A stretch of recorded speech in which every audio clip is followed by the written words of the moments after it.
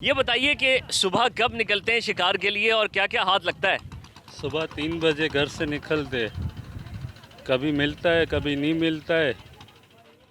वापसी समझो 2-2:30 बजे, कभी 4 बजे आते। तो यहाँ से कितनी दूर आपको जाना पड़ता है शिकार के लिए और क्या क्या हाथ लगता है? खुले समुद्र में बाहर जाते। क्या क्या वहाँ से कितना कितना मिल जाता है कम से कम आपको? जो आबी हयात, समंदरी हयात है, वो कितनी हाथ लगती है? अभी तो समझो गुजारा कर रहे, 300-400-500 ये मिलता है अभी तो। अभी आपने जैसे ये केकड़े यहाँ पर, ये कैमरामैन अदनान हैदर आपको दिखा पाए अगर, ये देखें जी, ये केकड़े हैं, ये काटेंगे तो नहीं? नहीं, मरा हुआ है भाई, मरा हुआ केकड़ा ये हम पकड़ सकते हैं। जैसे ये केकड़ा है, तो ये बताएं कि ये केकड़ा क्या किलो फ़रोख्त होता है बाज़ार में? यहाँ पर 500 रुपया किलो उठा रहे केकड़ा। और अगर इससे बड़ा केकड़ा हाथ लग जाए तो वो क्या किलो फ़रोख्त हो जाता है? 700-800 रुपया किलो। वैसे बाहर तो ये एक्सपोर्ट भी होता है केकड़ा? हाँ, स्पोर्ट होता है।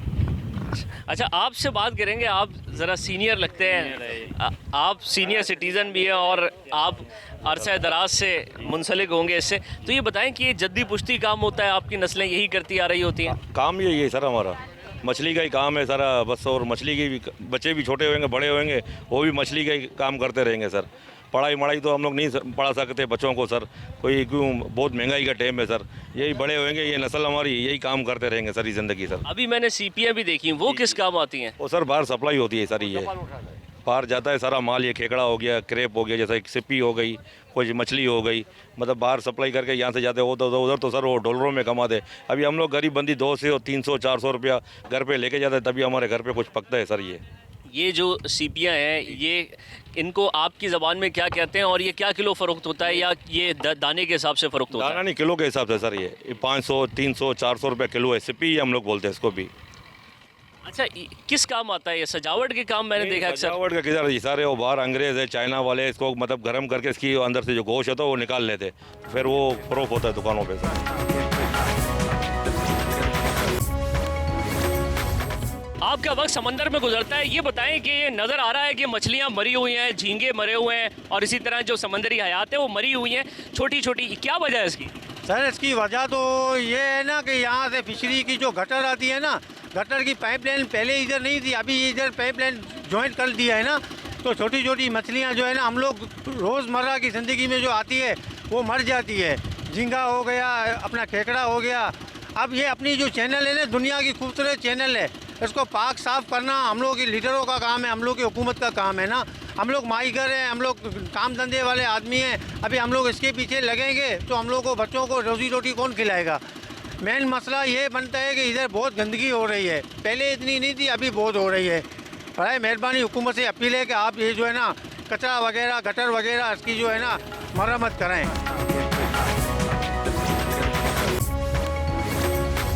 गडानी में जो है वो माहीगीरों को काफ़ी मुश्किलात का सामना करना पड़ रहा है। किन किन मुश्किलात का सामना करना पड़ रहा है माहीगीरों को, आया वो फ़िशिंग ट्रॉलर के हवाले से हो या यहाँ पर जो जेटी नामुकम्मल है जिसके चैनल पर जो है वो रेत आ जाती है और बाकी कश्तियों को निकलना जो है वो मुश्किल लगता है, जबकि इसके अलावा भी दीगर मसाइल जो है वो भी माहीगीरों को सामना करना पड़ रहा है। इन हवाले से जो है वो हमारे साथ एक माहीगीर मौजूद है, उनसे जानते हैं कि कौन कौन से मसले मसाइल हैं जो माहीगीरों को सामने आ रहे हैं। बताइएगा कि कौन कौन से मसले आ रहे हैं? यहाँ तो बहुत मसले आ रहे हैं माहीगीरों के लिए। ट्रोलर वाले का मसला है, यहाँ मुकम्मल कोई काम नहीं है, जेटी का भी देखिए, आप कुछ भी देख लें, आप कोई सहूलत नहीं है, कोई मुश्किल, सब मुश्किल पड़ी।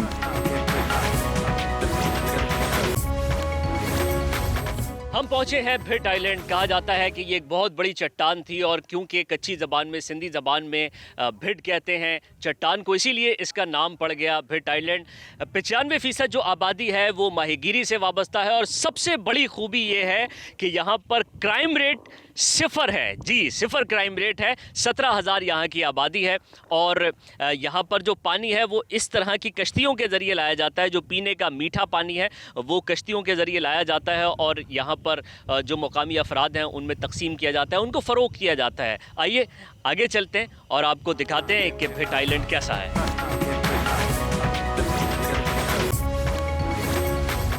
भिट आइलैंड के कुछ मसाइल हैं और उन मसाइल की निशानदही की जा रही है। कुछ लोग बता रहे हैं कि नौकरियां नहीं मिलती, पानी और गैस नहीं है। हाँ बिल्कुल, पानी नहीं है, गैस नहीं है, इलेक्ट्रिक का भी मसला है बहुत, और दूसरा नौकरी हम लोग को देता ही नहीं है। पाकिस्तान बनने से पहले सब इधर है, हम लोग के पास प्रूफ है, बाप दादा सब इंजीनियर था, जहाज़ों में जाता था, नेवी में काम किया हुआ। नेवी जब भी नहीं था उससे पहले हम लोग आदमी ब्रिटिश की नेवी, उसका प्रूफ है हम लोग के पास। लेकिन अभी केपीटी में हम लोग का हक है, नेवी में हम लोग का हक है, कस्टम में दरिया का काम हम लोग जानता है, लेकिन हम लोग को कोई उठाता नहीं है। दरिया से क्या मुराद है? समंदर का काम जो भी सीमेन में, हाँ दरिया की बात करें। दरिया की बात कर रहा हूँ। समुद्र का बोलेगा अमेरिका भेजेगा, हम लोग चले जाएगा, लेकिन सब अंगूठा छाप है, लेकिन पहुँच जाएगा। इतना एक्सपीरियंस है, जितना एक्सपीरियंस इधर देखो, आप लोग देख रहे हैं बच्चे नहा रहे, हम लोग का स्कूल यही है, ट्रेनिंग यही है। लेकिन हम लोग गुजारिश है कि हम लोग को थोड़ा सहूलत दिया जाए, कम से कम गैस तो दे। अभी गैस का मीटर आता है 50,000 60,000, हम लोग किधर से लेगा? फिर वो गैस का मीटर निकाल के जाता है, पैसा भरा हुआ है वो निकाल के फिर दूसरे को बेच देता है। क्या बता रहे हैं आप कि गैस का मीटर निकालते हैं, दूसरे को बेच देते हैं? ये कैसे मुमकिन हो पाता है? मुमकिन है भाई, मुमकिन है। अभी मैं एक बिल भरता था, मेरे पास 3,000 का था, 3,000 नहीं भरा मैंने, हम बोला अगले महीने भर लेगा, तो डायरेक्ट 48,000, फिर दूसरे महीने में 55,000। अभी वो लोग ब्लैकमेल का किया मेरे, हम बोला भाई मीटर निकाल लो, फिर क्या करेगा? मीटर बोला निकाल, हम लोग को मालूम नहीं था, ये अगले को बेच देते।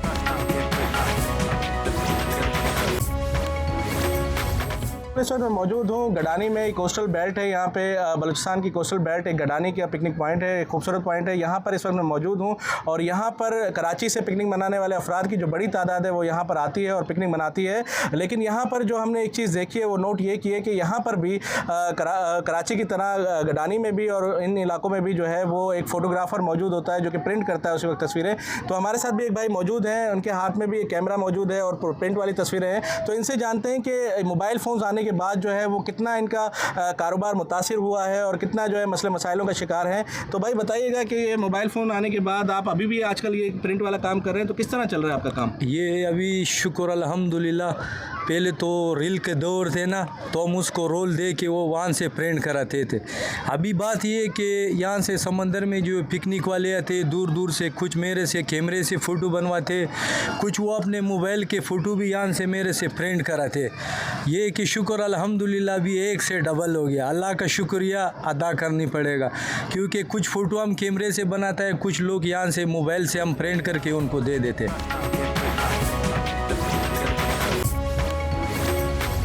हम इस वक्त जजीरा भिट में मौजूद हैं और ये वो कमरा है जहाँ पर कैप्टन होते हैं जिनको मुकामी ज़बान में नाखुदा कहा जाता है, यानी ये कश्ती चलाते हैं और अपने रोज़गार का बंदोबस्त करते हैं।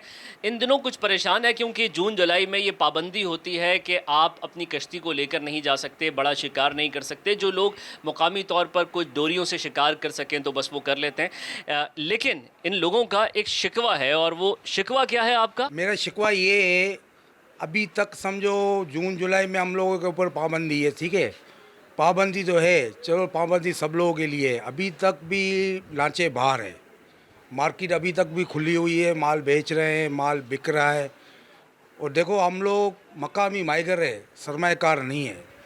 जो सरमाया लगाया है उसकी लांचे सबकी बाहर है, ठीक है। और रेटे बेटे भी नहीं है मार्केट में, मच्छी की रेट भी नहीं। अभी भी हम लोग की छोटी बोटें जाती है जो डोरी का शिकार करने के लिए, तकरीबन 20 किलो 15 किलो मच्छी लेके आती है, उसका भी 150 200 250 तक। अगले साल 2023 में वही माल 400 450 500 में जाता था, अभी वही माल 150 में जा रहा है, ठीक है। तो हम लोगों को जो अभी बीच में रिलीफ मिली थी 20 तारीख की, तो 20 तारीख को उसमें तो 4 दिन तो आ गए, चलो हेला बोलते हम लोग, जो एक दिन का हेला होता है, सुबह को जाते हैं शाम को वापस आ जाते हैं। तो उसमें 4 हेला निकाला, किसी लांचों ने लारा किया, किसी ने बांध दिया, ठीक है। तो लांचे चलो वो ईद के लिए बंद हो गई। ईद के बाद 17-16 को ईद थी। आपको शुरू में 20 दिन दिए गए कि आप शिकार कर लें, रिलीफ मिला ना आपको? रिलीफ मिला, हम लोग कबूल करते, मगर ये रिलीफ हमको हमारी जहन में नहीं था, हमको अच्छा नहीं लगा।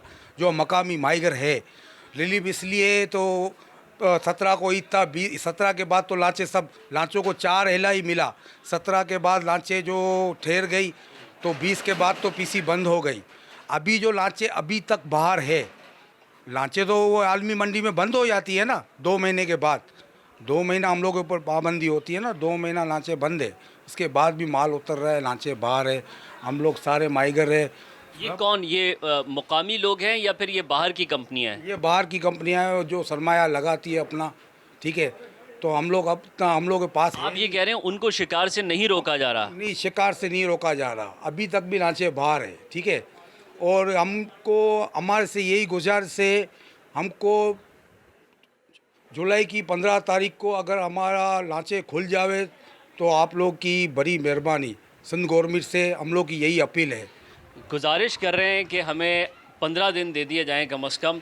अमूमन जो जून जुलाई के 2 महीने होते हैं उसमें क्योंकि मछली की अफजाइश करनी होती है तो पाबंदी लगा दी जाती है शिकार पर, लेकिन एतराज़ ये है कि जो सरमायाकार हैं, जो बाहर की कंपनियां हैं, उनको तो इजाज़त दे दी जाती है कि वो आएँ, शिकार करें, मुनाफा कमाएं, लेकिन जो मुकामी अफराद हैं, जो मुकामी माहिगीर हैं, उन पर पाबंदी है।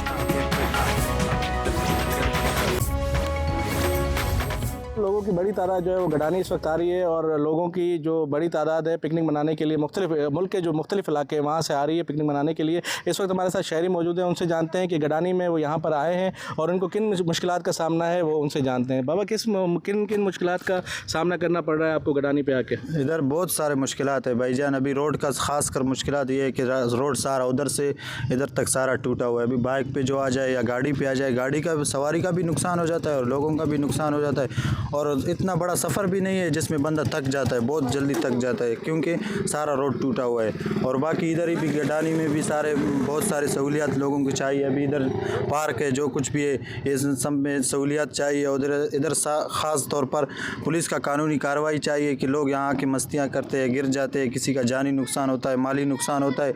इन सब से बचने के लिए इधर कानूनी कार्रवाई भी हो जाए। बाकी पानी के भी बहुत सहूलत चाहिए, दुकानों का सहूलत चाहिए ताकि लोग वहाँ से यहाँ तक आ जाते तो इनको कोई तकलीफ़ ना हो। पिकनिक पॉइंट भी है, अच्छी जगह है अल्हम्दुलिल्लाह। हम आए 1-2 मरतबा पहले भी आए, अभी भी आ गए अल्हम्दुलिल्लाह। अच्छी जगह है, सुकून मिलता है अल्लाह के नेमतों को देखकर।